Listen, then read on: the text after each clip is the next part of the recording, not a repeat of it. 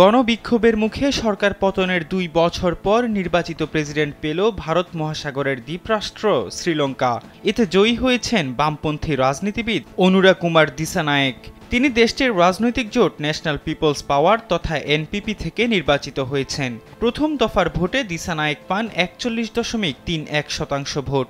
অন্যদিকে নিকটতম প্রতিদ্বন্দ্বী সাজিদ প্রেমাদাসা পেয়েছিলেন ৩২.৭২% ভোট। দ্বিতীয় দফার ভোটে তারা যথাক্রমে ৫৫.৮৯% ও ৪৪.১১% ভোট পান। দেশের রাজনীতিতে প্রেমাদাসা ভারতপন্থী ও দিসানায়েক চীনপন্থী হিসেবে পরিচিত।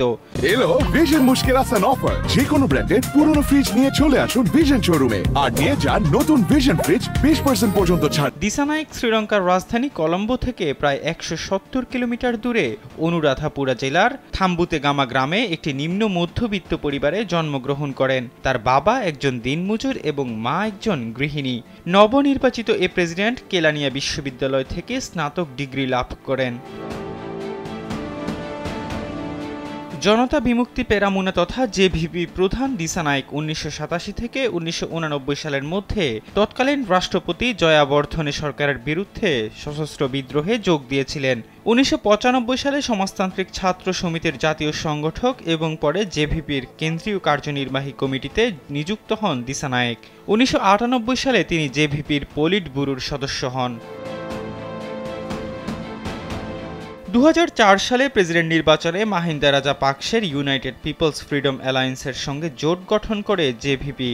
বৌদ্ধ ভিক্ষুদের মধ্যে একটি নির্বাচনী প্রচারণায় ভাষণ দিতে গিয়ে দিসানায়েক তাদের আশ্বস্ত করেন যে শ্রীলঙ্কার সংবিধানের ৯ নং অনুচ্ছেদে যা বৌদ্ধ ধর্মকে সবার উপরে স্থান দেওয়ার নিশ্চয়তা দেয় তার ঐশ্বরিক সুরক্ষা রয়েছে এবং এতে যে কোনো সংশোধনীর বিরুদ্ধে তাদের গ্যারান্টি দেয়া হয়েছে।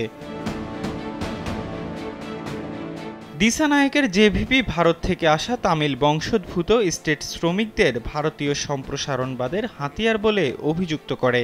এছাড়াও ভারতের সঙ্গে করা বাণিজ্য চুক্তি নিয়েও বিরোধিতা করেছিল তার দল। এর আগে তামিল বিদ্রোহের সময় দিসানায়েকের জেভিপি তামিলদের কাছে ক্ষমতা হস্তান্তরের বিরোধিতা করেছে। এমনকি এলটিটিই এর বিরুদ্ধে শ্রীলঙ্কান সেনাবাহিনীর যুদ্ধাপরাধ ও নৃশংস সামরিক অভিযানকে সমর্থন দিয়ে গেছে দিসানায়েকের নেতৃত্বাধীন জেভিপি। এহসান আব্দুল্লাহ, কালবেলা ডেস্ক।